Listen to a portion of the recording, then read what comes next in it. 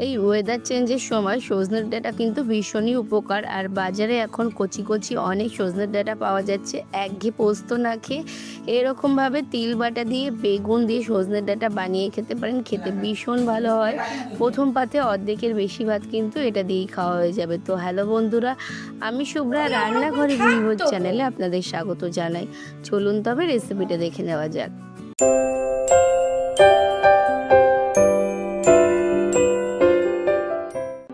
সজনে ডাঁটার এই রেসিপিটার জন্য এখানে আমি বেশ কচি কচি অনেকটা সজনে ডাঁটা নিয়ে নিয়েছি। এখানে মোটামুটি 150 গ্রাম মতো সজনে ডাঁটা আছে। একটা নিয়েছি বড় সাইজের আলু একটু লম্বা লম্বা করে কেটে, আর একটা নিয়েছি বড় সাইজের বেগুন লম্বা লম্বা করে কেটে। সমস্ত কিছুই কিন্তু আমি এরকম লম্বা করে কেটে নিয়েছি। এরপর একটা মশলা বানিয়ে নেব। তার জন্য একটা পাত্রে 2 টেবিল চামচ নিয়ে নিচ্ছি পোস্ত, তার সাথে নিয়ে নিচ্ছি 2 টেবিল চামচ পরিমাণে সাদা তিল। এই সমস্ত কিছু আমি বেটে নেব, আর তার সাথে বাটবো 2টো কাঁচা লঙ্কা। ঝাল অবশ্যই আপনারা আপনাদের স্বাদ মতো দেবেন। শিলনোড়াতেই প্রথমেই আমি পোস্ত আর তিলটা দিয়ে আর কাঁচা লঙ্কাটা দিয়ে অল্প অল্প করে জল দিয়ে একটা স্মুথ পেস্ট বানিয়ে নেব। আমি শিলনোড়ায় বেটেছি, আপনারা চাইলে মিক্সির জারেও করে নিতে পারেন, তবে পোস্ত কিন্তু শিলনোড়াতেই বেশি ভালো বাটা হয়। তো আমি একদম মিহি করে পোস্তটা আর তিলটাকে বেটে নিয়েছি। মশলা আমাদের তৈরি হয়ে গেছে। এরপর গ্যাসে কড়াই বসিয়ে দিয়েছি। প্রথমেই দিয়ে দিলাম 2 টেবিল চামচ পরিমাণে সরষের তেল।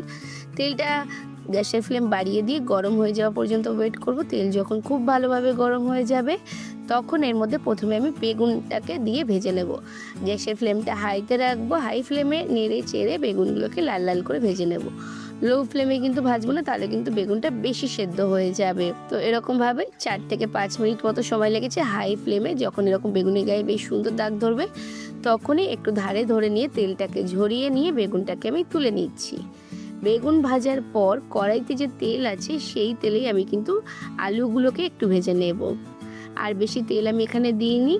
নেড়ে চেড়ে আলুগুলোকেও হাই টু মিডিয়াম ফ্লেমে দিয়ে 3 থেকে 4 মিনিট মতো ভেজে নেব। তো যখন 2 মিনিট মতো ভাজা হয়েছে, আলুগুলো একটা হালকা দাগ ধরেছে, তখনই এর মধ্যে ওই যে সজনে ডাঁটাগুলো আমি কেটে রেখেছিলাম সেগুলো দিয়ে দিচ্ছি। সজনে ডাঁটাগুলো দিয়েও একসাথে নেড়ে চেড়ে নেব। এতে একটা যে কাঁচা গন্ধ আসে সেই গন্ধটা আসবে না, কেটে যাবে। সজনে ডাঁটা দেওয়ার পর আবারও 2 মিনিট মতো নেড়ে চেড়ে ভেজে নিচ্ছি। 2 মিনিট মতো ভেজে নিয়ে একটু ভাজা ভাজা ভাব আসলে তারপরে আমি সমস্ত কিছু তুলে নেব একটা আলাদা পাত্রে। তো আমার এখানে সমস্ত কিছু ভেজে নেওয়া হয়ে গেছে। এরপর আমি একটা পাত্রে তুলে নিচ্ছি আর কড়াইটাকে খালি করে নিচ্ছি। আমি অল্প তেলে ভেজেছি, তাই কিন্তু কড়াইতে আর কোনো তেল নেই। এরপর আমি আবারও 2 টেবিল চামচ পরিমাণে সরষের তেল দিয়ে দিলাম। তেলটা খুব ভালোভাবে গরম হয়ে গেলে 1/2 চা চামচ কালো জিরে দিচ্ছি ফোড়নে। ফোড়নটা দেওয়ার পর 30 সেকেন্ড মতো ওয়েট করলে ফোড়ন থেকে গন্ধ বেরোলে তারপরে আগে থেকে বেটে রাখা মশলাটা দিয়ে দিলাম। মশলাটা দেওয়ার পর 1 থেকে 1.5 মিনিট মতো একটু নেড়ে চেড়ে নেব। মশলা একটু ভাজা ভাজা করে নেব।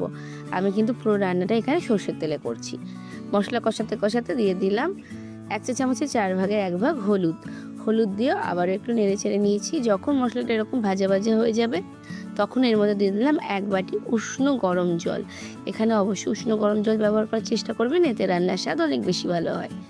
এরপর দিয়ে দিলাম আগে থেকে ভেজে রাখা ডাঁটা আর আলুটা। ডাঁটা আর আলুটা দিয়ে সমস্ত কিছু নেড়ে চেড়ে মিশিয়ে নেব। আর এখানে না সমস্ত কিছু সেদ্ধ হয়নি, তো সেদ্ধ হতে জলটা আরেকটু বেশি লাগবে, তাই এখানে আমি আরও 1 বাটি পরিমাণে জল দিয়েছি। জলটা দিয়ে নেড়ে চেড়ে মিশিয়ে নিয়ে গ্যাসের ফ্লেম বাড়িয়ে দিয়ে ফুটে ওঠা পর্যন্ত ওয়েট করব। যখন এরকমভাবে সমস্ত কিছু টকবক করে ফুটতে শুরু করবে তখন দিয়ে দিচ্ছি কয়েকটা চেরা কাঁচা লঙ্কা, আর তারপর গ্যাসের ফ্লেম লোতে করে ঢাকা চাপা দিয়ে রান্না করে নেব 5 থেকে 7 মিনিট মতো, যতক্ষণে আলু আর ডাঁটাটা খুব ভালোভাবে সেদ্ধ হয়ে যায়। আমি মোটামুটি 6 থেকে 7 মিনিট পর ঢাকনাটা খুলে সমস্ত কিছু নেড়ে চেড়ে মিশিয়ে নিচ্ছি, আর আমি দেখে নিচ্ছি ডাঁটা আর আলুটা খুব ভালোভাবে সেদ্ধ হয়েছে কিনা। এখানে কিন্তু আমার সমস্ত কিছু ভালোভাবে সেদ্ধ হয়ে গেছিলো। এরপর আরও কিছুটা জল দিয়ে দিলাম, যেহেতু জলটা আমার পুরোপুরি শুকিয়ে গিয়েছিল, তাই এখানে আমি আরও 1/2 বাটি পরিমাণে জল অ্যাড করেছি। তারপর যখন জলটা ফুটতে শুরু করবে তখন দিয়ে দিচ্ছি বেগুনগুলো। এরপর বেগুনগুলো দিয়ে নেড়ে ছেড়ে মিশিয়ে নেব। আমি না এখানে প্রথমে লবণটা দিতে ভুলে গেছিলাম, তো এই সময় আমি লবণটা দিয়ে দিলাম। 1/2 চা চামচ পরিমাণে লবণ এখানে আমি অ্যাড করেছি। এরপর হালকা হাতে সমস্ত কিছু নেড়ে ছেড়ে মিশিয়ে নিচ্ছি। তারপর আবারও ঢাকা চাপা দিয়ে রান্না করে নেব 2 থেকে 3 মিনিট মতো, যাতে বেগুনগুলোর মধ্যে ভালোভাবে সমস্ত মশলা ঢুকে যায়। এরপর খুব ভালোভাবে নেড়েচেড়ে মিশিয়ে নিচ্ছি, হালকাতে মেশাতে হবে, নাহলে কিন্তু বেগুনগুলো ভেঙে যাবে। আর এখানে আমি স্বাদ ব্যালেন্সের জন্য 1 চা চামচ পরিমাণে গুঁড়ো চিনি দিয়েছিলাম, আপনারা চাইলে গোটা চিনি 1/2 চা চামচও দিতে পারেন। এরপর আবার একটু নেড়েচেড়ে মিশিয়ে নিচ্ছে, আর তারপর আমাদের আজকে রান্নাটা তৈরি হয়ে গেছে।